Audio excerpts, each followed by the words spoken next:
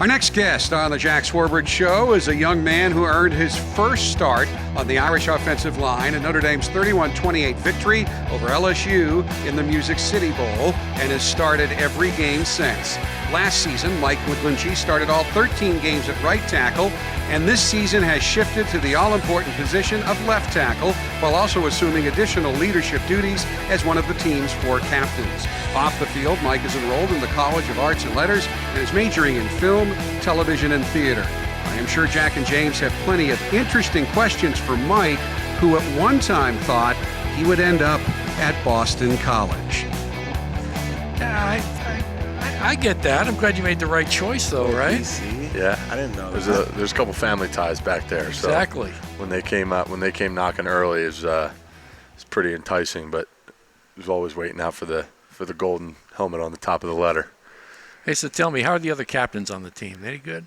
Yeah, they're not bad. They're pretty solid guys. Yeah, they're doing a great job for us this year, and that was obviously expected. And Coach Kelly put us in the position for a reason. And I'm blessed to be working with the three other guys that I am.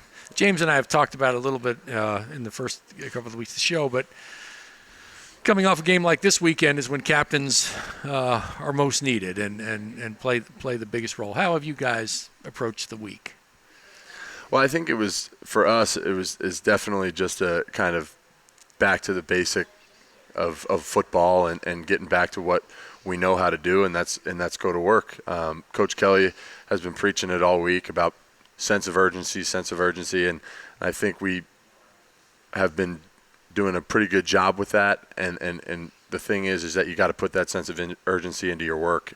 You can't really focus on things that you can't control. Our record is what it is, and the only thing to do now is to put your head down and keep getting better. And if it's a big test to character to be able to do that, even in the trying circumstances that it is. And I think guys like James and I have done a pretty good job righting the ship. And the first 2 practices we've had this week have been good ones. Yeah, and along with that, we've had a couple small changes within the week. We've gone a little bit more against 1-versus-1s and just trying to clean up and pick up that sense of urgency and get a little bit of one-on-one and a little bit more work versus our offense. Yeah, there's obviously things that we needed to clean up both schematically and fundamentally, and James is right. We've been going at it a little bit differently. We had put that on the back burner, trying to focus a little bit more on the teams that we were playing. But yeah.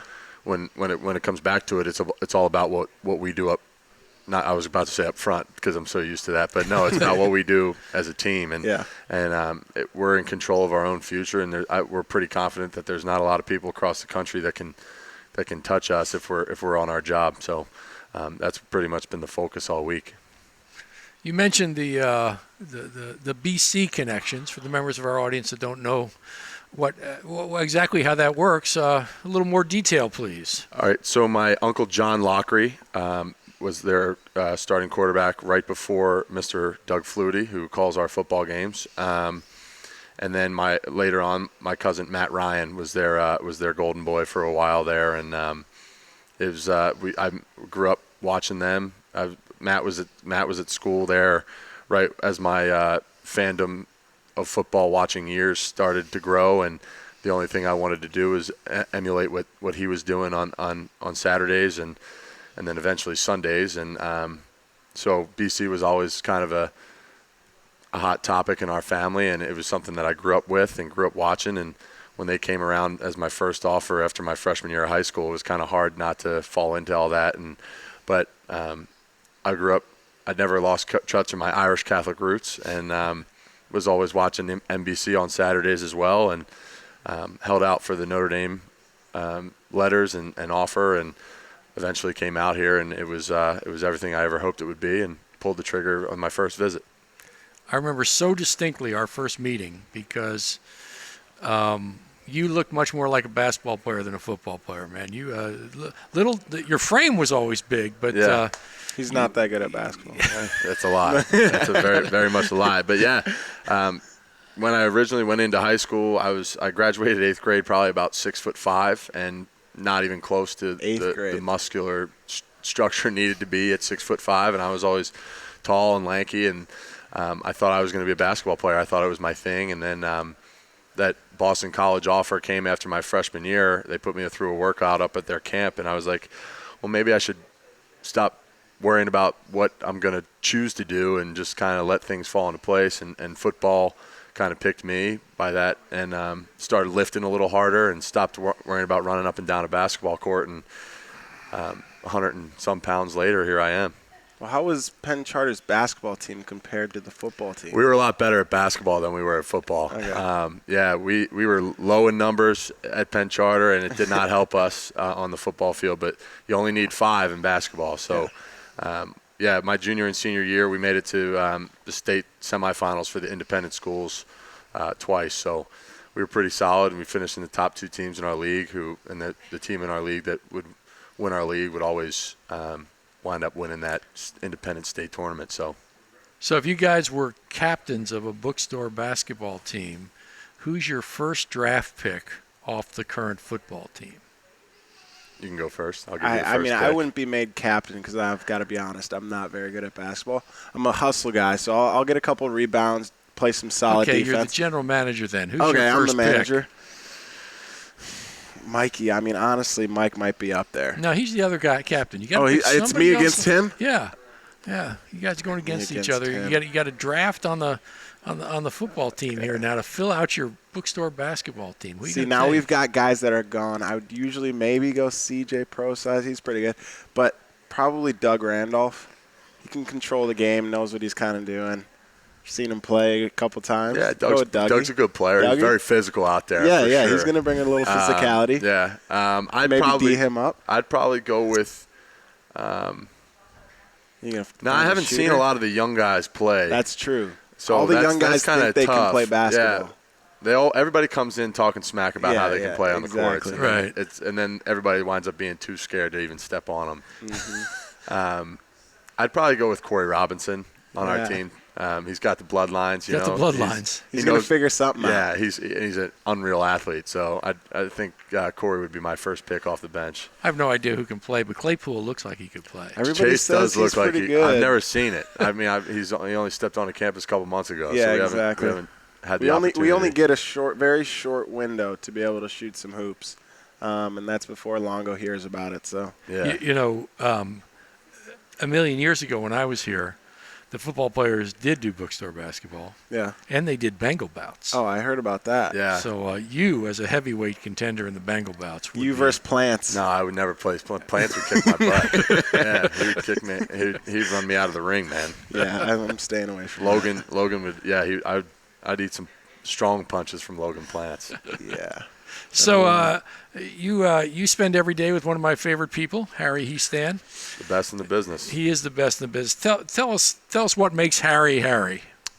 Well, the biggest thing that if you don't know Coach, you quickly get to know with watching him in the first 5 minutes of practice is how much he cares and how much passion he has for his job and the guys that he's coaching.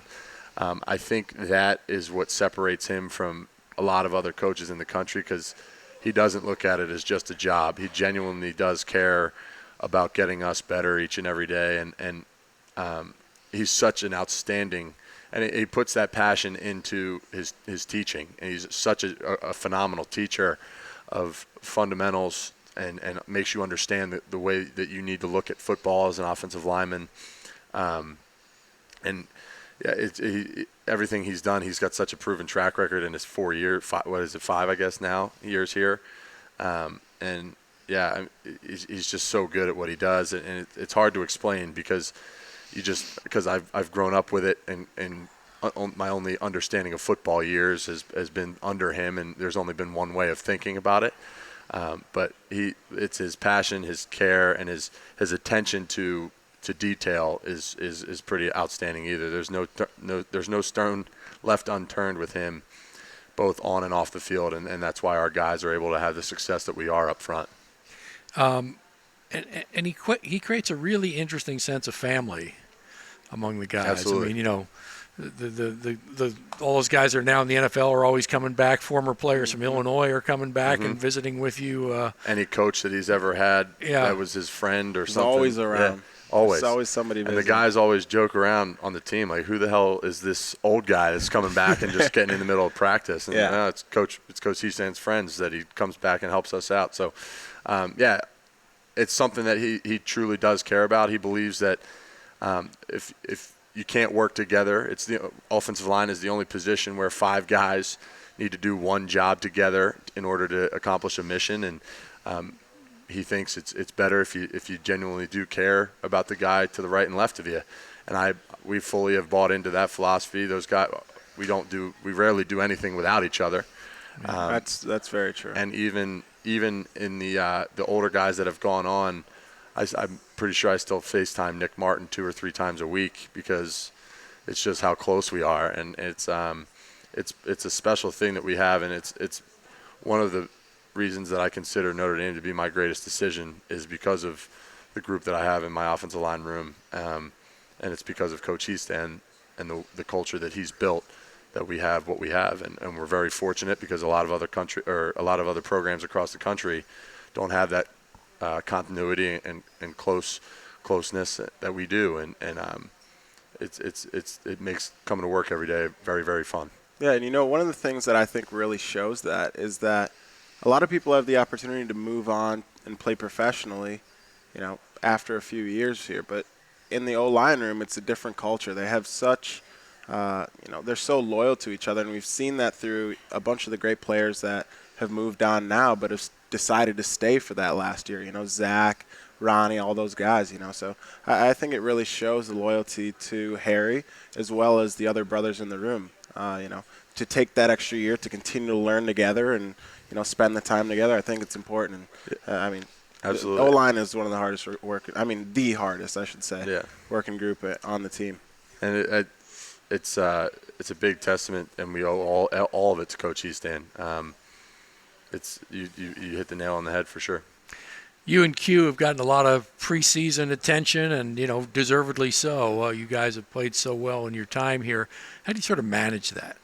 It's actually been okay, and to be honest, it has gotten a little out of hand because it is all it is hype, and Q and I both understand that, and it's never affected the way that we work or the way that we go about our business or the people that we are every day. But it gets a little, because people start saying things to you and you're not even sure where it's coming from. I mean, Q and I both understand that we've only started for a full year each, and we're not the 52-game starter that Zach Martin was. We're not the freak talent that Ronnie Stanley was, So we understand that we don't have it down pat, and we understand that there's a lot left to be done for us to be successful. And it's a matter of focusing on what's important is how you manage it, and it's not letting things like that get in the way. And we haven't done that to this point, and we're going to continue to do that, and we just got to keep getting better.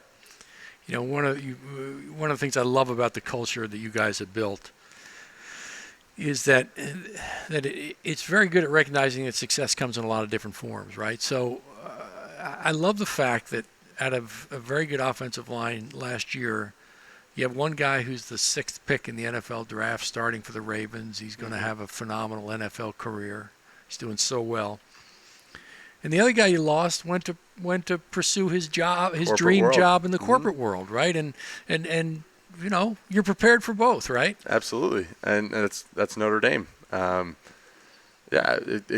Dame gives you the opportunity to do whatever you want to do, and if our coaches and our program obviously develop players into the best of the best in the country, and that shows with guys like Ronnie and Nick and guys before that, and even other positions on our football team. But Notre Dame gives you the opportunity and gives you the avenues to pursue whatever you can think of. And Steve had a very good opportunity that he saw, and he took advantage of it. And we're so proud of him for it. I mean, he broke a lot of molds doing that, because it's pretty tough to turn around and say, hey, maybe I want to do something else other than football, even though Steve himself could have had that lifestyle of a couple of years making some money in the NFL doing football. And it's pretty admirable for somebody to watch somebody stick to their passions and stick to their guns and and pursue something that is a little out of the norm for what we do. And a lot of people probably don't understand it, but you know what? If you understand who Steve Elmer was, you understand what he was about, and we're so proud of him for sticking to that. Exactly. And another thing about Elmer, a lot of people question that decision, and how could you pass up another year of playing Notre Dame football? And for some people it's a no-brainer, but for Elmer, he had to do what's best for him. And for a guy like that, he is never. I've never questioned how much he cares about us, and that brotherhood still is very apparent in how he acts. And, he's still around for games and he supports us like crazy. He's back last week. Gave his mother a hug on the walk. Exactly. So his body looks a little different. A little bit. Yeah, it was kind of the first time I saw it. He's eating salads. Yeah, we had been going through winter training right before spring ball, and Steve had decided he was going to hang it up, and I probably hadn't seen him in probably a month and a half because we were just busy with football, and he was finishing up some school stuff, and turn around and in the training room one day he's getting adjusted, and I'm like, who is that over there? There's a large man that's not like super huge, but long hands. Yeah. And I turn around, it's Steve, and I'm like, he's 30 pounds lighter. I'm like, where the heck did that weight go so fast? It's like, it's easy once you stop. Yeah, it happens once you stop. It does. Hey, Mike, thank you so much for being with us. Thank you for having me. More importantly, thanks for all you do for Notre Dame and for this football team. Your leadership, not just on the team, but in the community, is noted by everyone. So thanks so much for all you do, and glad you're here instead of BC, buddy. Yeah, me too. Thank you. We'll be back in a minute. Thank you. We represent the greatest university in the world. Let's carry that pride tonight onto this field, and let's play for Notre Dame, and let's play for Our Lady. That's how we're playing today. I don't know what next week holds, or the week after, or 3 weeks down the road, but tonight, that's how we're playing